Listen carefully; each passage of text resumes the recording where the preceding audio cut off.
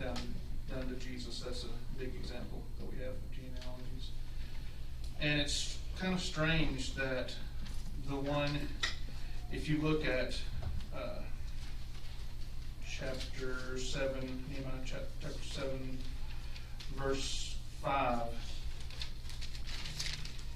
he said, God put it into my heart to gather the nobles and the people that they might be registered by genealogy.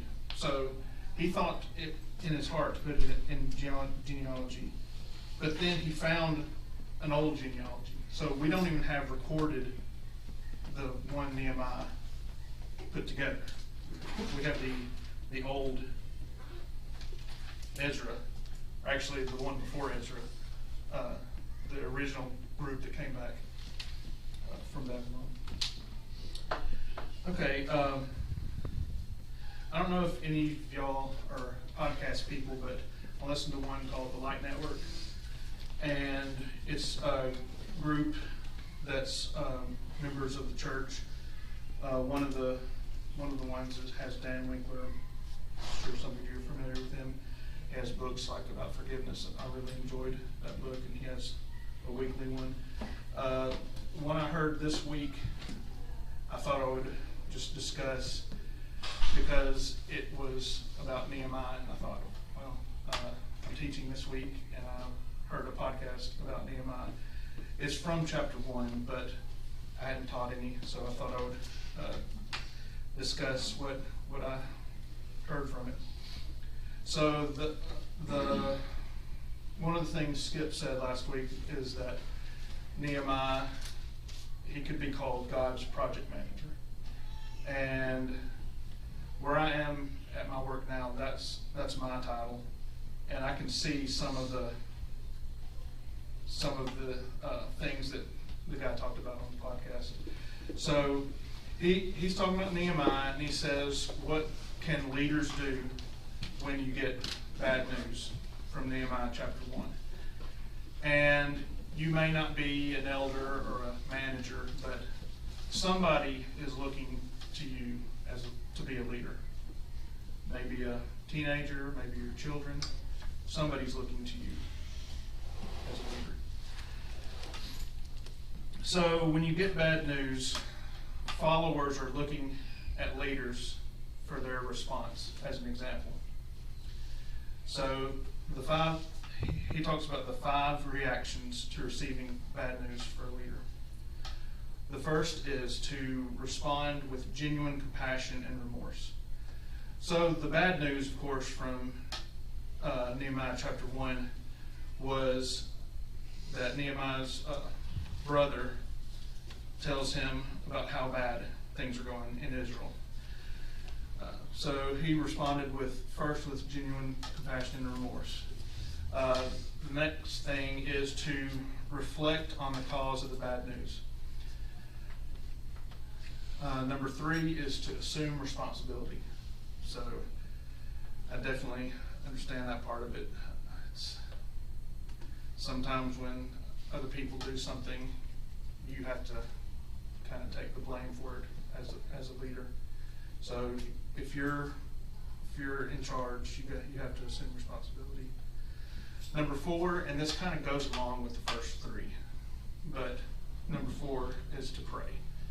And most of chapter 1 is Nehemiah praying. And if you look at chapter 1 and chapter 2, the difference in time, he didn't just pray that afternoon. He prayed like a month before he actually went on to the next step. And the 5th thing that he said was to use your position to address the issue. And I thought that one was interesting because one of the things he said was that we sometimes say that, well, if I make such and such decision, I'll use up all the good collateral that I have. And he said, what if God gave you this power for this reason? So we don't know if this might be the time to use that collateral that you have. An example of that is we see in Esther. If you want to turn to chapter 4, somebody reads, let's see, Evan, if you'll read Esther chapter 4, 13 and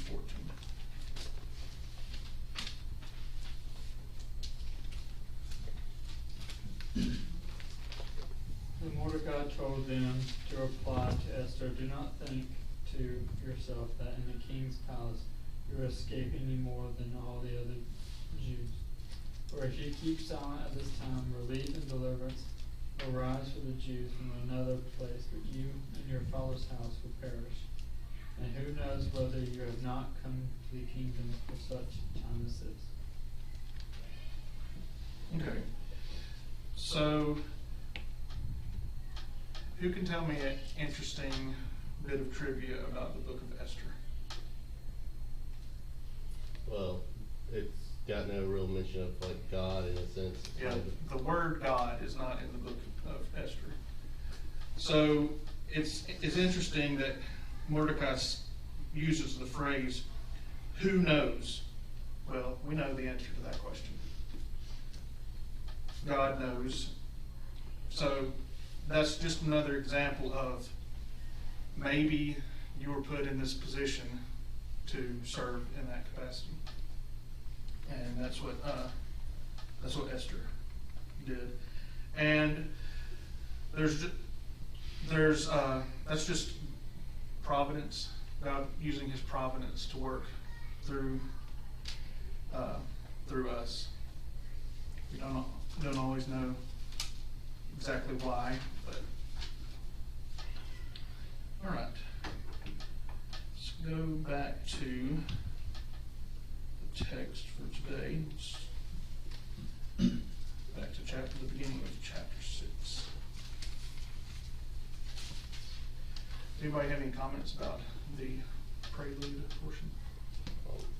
I was just gonna say that's the importance that we're seeing with Nehemiah. His constant prayer is prayers of way of communicating with God. So if we don't communicate with God, then sometimes the providence, you won't be as aware. You won't be aware, I guess, of your surroundings, of looking for things, looking for God's divine providence each time. Yeah. Yeah, that's another thing that I heard is sometimes we're not aware of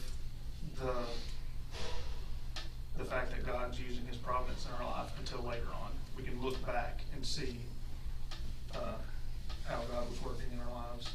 We just don't see it while we're in that situation. Okay.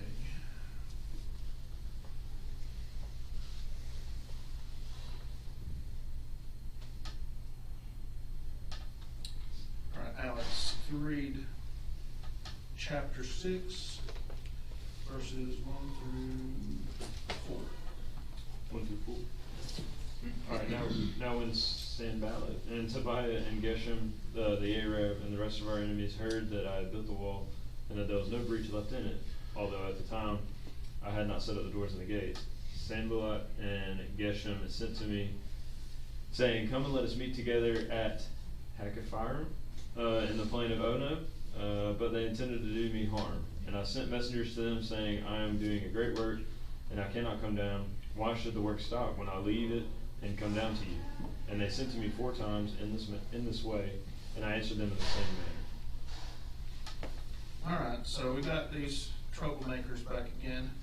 They were around in chapter 4. Chapter 4 is sometimes described as opposition from without. And so we had the brief break back in chapter 5 of the hindrances from within. That was the trouble from within Judah. And now the troublemakers, Sanballat and Tobiah, from 4 are back. So one thing is their original opposition from 4, nothing that they tried worked. Their opposition was ineffective and their threats were empty. And just as I was looking at this, Sanballat and Tobiah, they just kind of reminded me of a computer virus. It's like, what's the point? What are you getting out of this? like the people that make computer viruses. Like, why? All you're doing is causing trouble, making people upset. The other thing is that's also kind of like the Jewish leaders in Jesus' day. So like the Pharisees, they're just doing anything they could to just hold on to that power. They did not want to let go of the power. And so I'm sure that's part of it with Sanballat and Tobiah.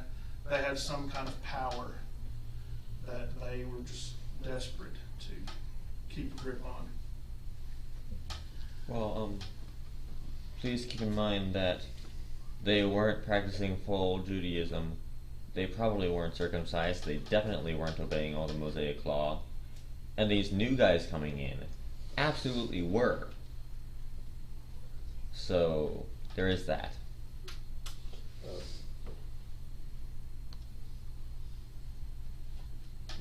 Oh, sorry. I was trying. Lost it. Yeah. Well, the way I'm looking at it too is kind of going from mine's view. These are regional governor powers, so they're probably, when you're looking at it, they were intimidating the rebuilding process because their area that they're governing is probably going to lose out. And so when you look at it like that, it's more of a strategic, you're trying to underwhelm the new competition. But since it's been fortified now, they're kind of like, they're trying to set it up to where they get an advantage, as we'll see later on. That doesn't work. Yeah. Yeah, I don't know.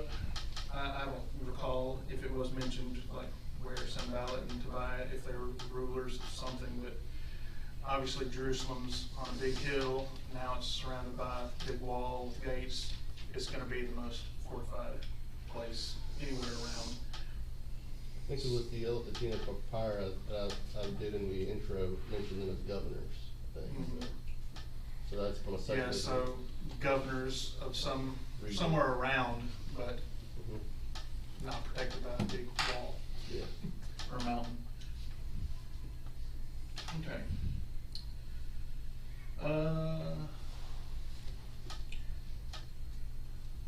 Taylor, can you read 5 through 7? In the same way, Sanballat for the 5th time sent his servant to me with an open letter in his hand. In it was written, "It is reported among the nations that Geshem also says that you and the Jews intend to rebel, that it is while you are building the wall, and according to these reports you wish to become their king. And you have also set up prophets who proclaiming concerning you in Jerusalem, there is a king in Judah, and now the king will hear of these reports. So now come and let us take counsel together." Okay. So he sent a message 4 times, and then he changed his method on the 5th time. What do you think? What does it mean to you when you hear open letter? What does that seem? Well, let's keep in mind these letters were always by seal. There was always a seal. I mean today, what do you think about? Like open letter, like open-ended, so like everyone can hear maybe? Well, yeah. Keep in mind, on these sort of letters, there was always a seal, so Understood. that you knew. I'm talking who about was, today, though. Yeah. Like, I don't think it applies to today, though. I'm just saying the term open letter. I haven't heard it. Okay, so open letter would be, I'll just use an example in sports. LeBron did an open letter when he went back to Cleveland. So he just said, hey, I'm going back to Cleveland, and here's all the stuff that's going to happen, and it was just posted to the world. So anybody could see it, open letter.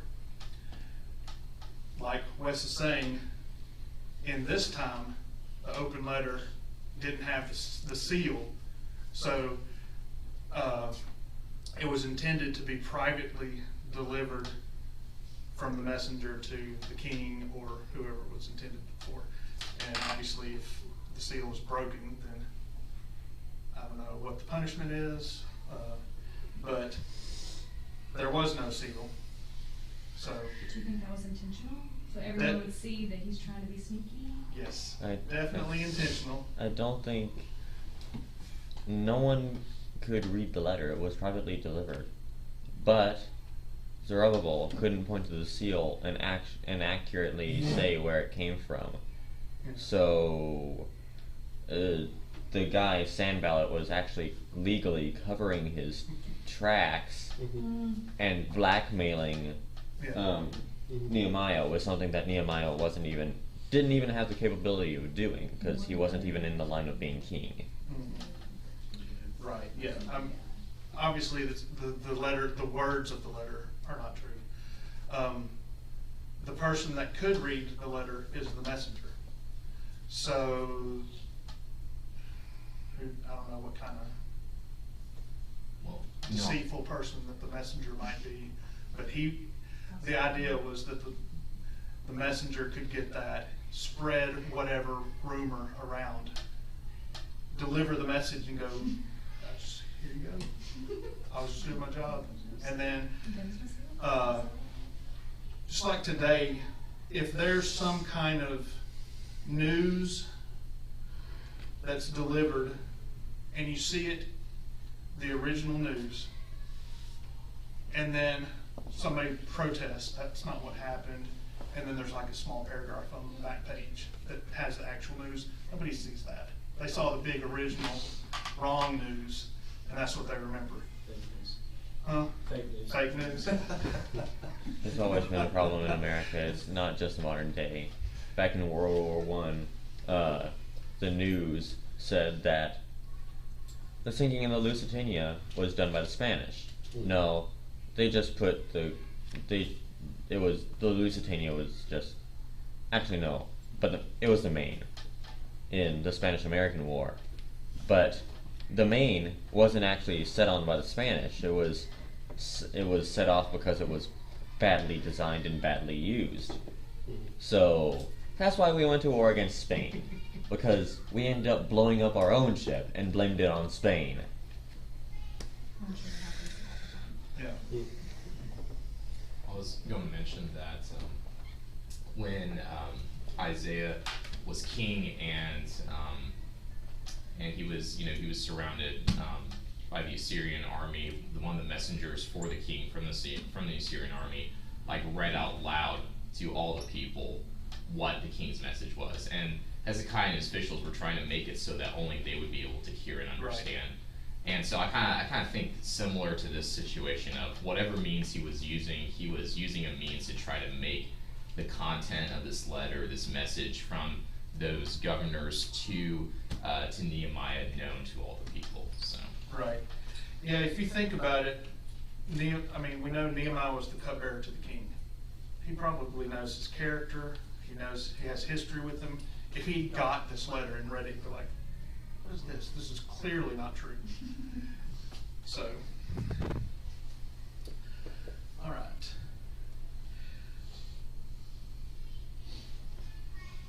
Yeah, so his response in verse 8, then I sent him saying, no such things as yours say are being done, but you invent them in your own heart.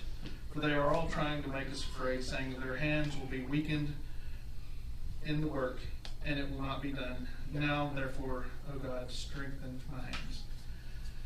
So this is another example of many that Nehemiah was a man of prayer. When in verse, let's see, all up in verse 9, when he says, he talks about his hands being weakened, and he prays, strengthen my hands. That reminded me of Balaam. So when Balak tried to curse Israel, and Balaam was a prophet and he spoke through God, and all of his intended curses came out as blessings. So, Jeffrey, can you read Numbers 23:11? I know when we think about Balaam, mostly we think about donkey, but most of the story was actually about the curses turned to blessings. Okay, so you want Numbers 23:11, just the single verse? If you want to put anything in context, that's fine. Okay, no, that's fine. Then Balak said to Balaam, "What have you done to me? I took you to curse my enemies, but behold, you have actually blessed them." Okay, so that happens 3 times. Balak pays him, "I want you to curse Israel," and Balaam says he can only speak what God has said, and he blesses him 3 times. Okay.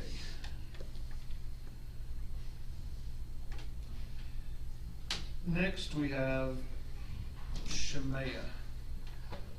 So, David, can you read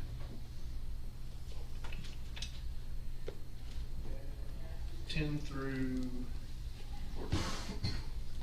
Now when I went into the house of Shemaiah, the son of Delaiah, son of Mehetabel, who was confined to his home, he said, "Let us meet together in the house of God within the temple. Let us close the doors of the temple, for they are coming to kill you. They are coming to kill you by night." But I said, "Should such a man as I run away? And what man such as I could go into the temple and live? I will not go in." And I understood and saw that God had not sent him, but he had pronounced the prophecy against me, because Tobiah and Sanballat had hired him.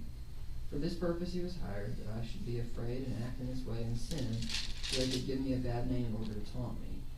Remember Tobiah and Sanballat, O my God, according to these things that they did, and also the prophetess Noadiah and the rest of the prophets who wanted to make me afraid. Okay. So this, the start of this, those verses were about Shemaiah's lie, and it's not specified, but it's possible that he was trying to get Nehemiah to go into part of the temple that he was not allowed in, and maybe even likely, because in verse 13 he says, "Act that way and sin," and maybe just running in fear, Nehemiah considered sin, but it would have been cowardice. yeah.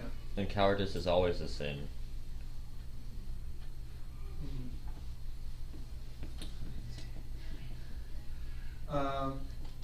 And also we have a new name, the prophetess Noadiah, who this is the only time in the whole Bible that she's mentioned. So,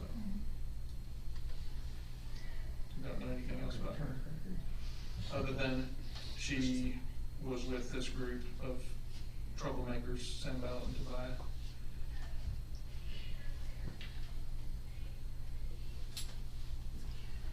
Anybody have anything? Kind of look at it, just seeing them trying to plot to get him to come out, Yeah. and he's kind of just like wise enough to be like, I don't want to do this right now. Yeah, Nehemiah's not a prophet, but he's not dumb either, so it says he perceived.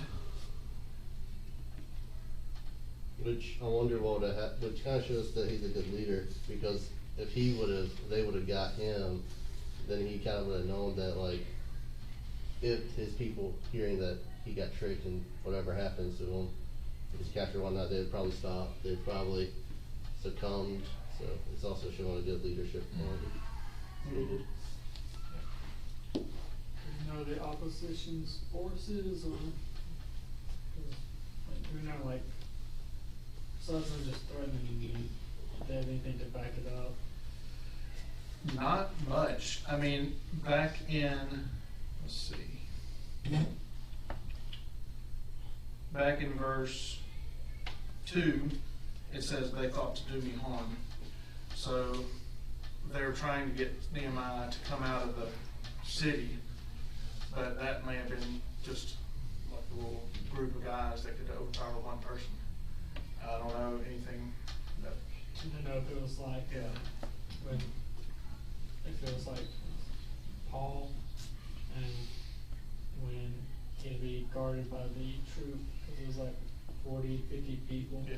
Didn't know if it was like about that number, or if it was just like 2 dudes in the woods trying to kill him. I don't know.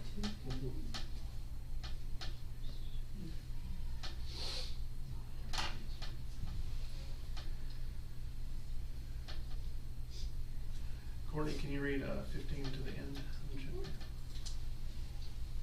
So the wall was finished on the 25th day of the month, Elul, in 52 days. And when all our enemies heard of it, all the nations around us were afraid and fell greatly in their own esteem, for they perceived that this work had been accomplished with the help of our God.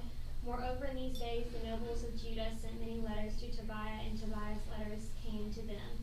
For many in Judah were bound by oath to him, but because he was the son-in-law of Shecaniah, the son of Era, and his son Jehohanan, and had taken the daughter of Meshullam, the son of Barakah, as his wife, and they spoke of his good deeds in my presence and reported my words to him, and Tobiah sent letters to make me afraid. Okay. I'm not sure the timeline on these verses, it's especially 17 to the end, but there's apparently some people in Judah that Tobiah had kind of recruited to his side, so that was some of the trouble as well. They had letters going back and forth, spreading, trying to, as Nehemiah said, trying to frighten him.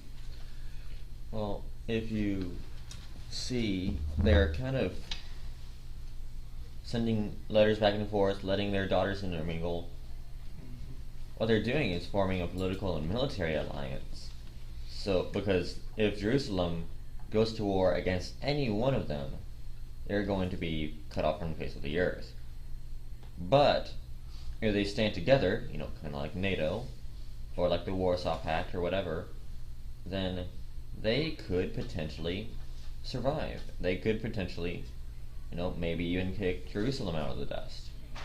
That's what they're thinking. Yeah. And so they're saying, hey, Nehemiah, maybe back down a little of your rhetoric. Maybe just don't do as much you. Just kind of get out of town. Yeah, and it seems like Tobiah has kind of figured out working directly against Nehemiah, this is not working. So let's try to infiltrate a little bit and get some of the people that are inside the wall on our side. Are these people inside the wall though? Mm-hmm. Yeah, there said many in Judah. Mm-hmm. I don't know. It's not. Yeah. It's possible that they're inside Okay. the wall. Well, yeah, I think it's pretty clear because verse 19 says they were speaking about his good deeds in my presence, that would be inside the wall, so yes. Good point. Yeah, and so, obviously we have the wall was completed, so all of Sanballat and Tobiah and Geshem and others, it didn't work. Their plans did not work. God was on Nehemiah's side, and God's will prevailed in this situation. I think from Nehemiah's perspective, it's his endurance and not being discouraged. It's discouraging enough when you have 3 different governors and people's on the outside that are trying to stop you. But then when the people who are close to you, who are in your presence, talking up your enemies to you, and I just think there's just so many layers of discouragement that could be bringing down Nehemiah, but he's just so resolute in doing the right thing. I think that just takes so much courage and just so much determination to not let circumstances determine your behavior and your mentality towards what you do. It's so much against him, and it hurt. I think it always hurts the most when it's people on the inside, who should be your allies, are the people who are actually getting in the way, and are the people who are actually dragging down the good that you're trying to do. That's as tough as it gets right there. Yeah. It's like Job, when his own friends and wife, who were the people who should be encouraging him the most, were not encouraging him. Yeah, with that, they're the most encouraging when they didn't talk.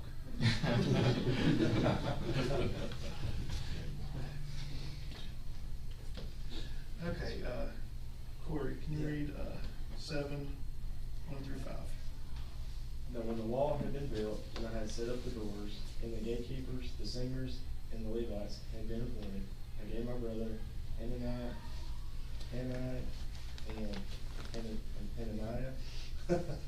the governor of Castle, charge over Jerusalem, for he was more faithful and God-fearing man than me. And I said to them, let not the gates of Jerusalem be opened until the sun is hot. And while they are still standing guard, let them shut and bar the doors, with guards from among the inhabitants of Jerusalem, some at their guard posts and some in front of their own homes. The city was wide and large, but the people within it were few, and no houses had been rebuilt. Then my God put it into my heart to assemble the nobles and the officials and the people to be enrolled by genealogy. And I found the book of genealogy of those who came up at the first, and I found it written in it. Okay. Some of the things that I read in the commentary about verse 1 and something I never thought about, but there's some critics of verse 1 that the singers and the Levites were included, and so that was an error, and I don't even understand where that's from, but apparently some people think that because singers and Levites are included with gatekeepers, there's some kind of error in the text. Verse 2, there is Hananiah, his brother, that brings the bad news back in chapter 1. There's also some thought that Hananiah is the same person, because the end of the verse says, for he was a faithful man. That's not clear or definite in any way, but that's just a thought. Just the way the verse is phrased, that it could be the same person. I would. Well, they said he gave my brother Hananiah and Hananiah. They're spelled differently though, so. Yeah. Well, I mean, but there's, just like today, like, you know, my full name's Jeffrey, most people will just call me Jeff. Like, that was true back then too. They would have full names, you know, you have Simon, he was also called Peter. I mean, like, you know, Cephas was another name for him. So, like, Your brother's name Jeff? No. Jeff and Jeffrey? Right, exactly. I hear what you're saying. I'm only saying, like, with the name, like, it could possibly just be extended version of the name, or it could be two different people, because names were, you know, there were repetition in names just like there are today. So Yeah. That is confusing. I can see how that is confusing. Yeah, I think it's just one of those we don't know either way, but it's just something that I thought was interesting. Another thing is that typically in walled, gated cities during this time period, as soon as it was day, they would open the doors, and Nehemiah wanted them to be a little more strict, because it says, don't open it until the sun is hot. So just, I guess, a little more defense for the new wall and gate. And he kind of had everybody in on it, be in front of their own house. So another thing is Nehemiah wanted more Jews in Jerusalem, so he was trying to get their houses were not rebuilt. There's a big city, but there are not many people in it, so he wanted to get Jews back in. And we already discussed it, but from verse 5, the genealogy that's recorded is the one at the beginning of Ezra, and not the one that Nehemiah, what does he say? That God put into his heart to register. I just thought that was curious. think it's kind of, weird twist, the housing thing, to rebuild the house. You look at Haggai the prophet, he was getting on to them back in Ezra, saying, stop building your houses and build God's house first. Build it. Now it's like, oh, we need more people. Now we should build their houses. It's like, oh, just could you both or something? It's just something I thought of. I always wonder what it means when it says like God like put something into someone's heart. Because I feel like you still hear that phrase a lot, and like I know like back then God had like more direct communication with people, but I wonder like if that's something like He actually told them, or if that's something more of like a feeling like people would say now, like oh God's put this in my heart. Like I just wonder what that actually means. It's kind of like the Pharaoh hardened the heart thing after a while. God hardened Pharaoh's heart, but it's kind of a Pharaoh's own work. He uses anger against him, so I guess maybe he uses compassion. Yeah, like in both cases, the person has to decide how they react to whatever's put into their heart. So Pharaoh still had the free will to make the decision he made, and Nehemiah is making his decision. Like disposition. Like there's a good example in Acts 16 of when Lydia heard Paul's message and it says that God opened her heart to respond to the message, and she ended up being baptized. And so I think that's a good example. Is like God can influence. That instance it was through His word. He influenced her disposition. So influencing a disposition, but by whatever means, Nehemiah somehow was able to identify this was not just his own personal disposition. This was something that God was influencing him to do. So. All right. Thanks for being here, Alex. Can you close this prayer? Dear Heavenly Father, we thank you for this time we've had to dig a little bit into your word and the book of Nehemiah. See his example of all the negativity that surrounded him during this project that he had, but also being steadfast in what you told him and being determined to do the will of you and doing what you told him to do. We pray as we leave today that we leave strengthened in your word, and that we leave and be safe the rest of this week, and be with us as we come back tonight, study more of your word and press and pray. Amen.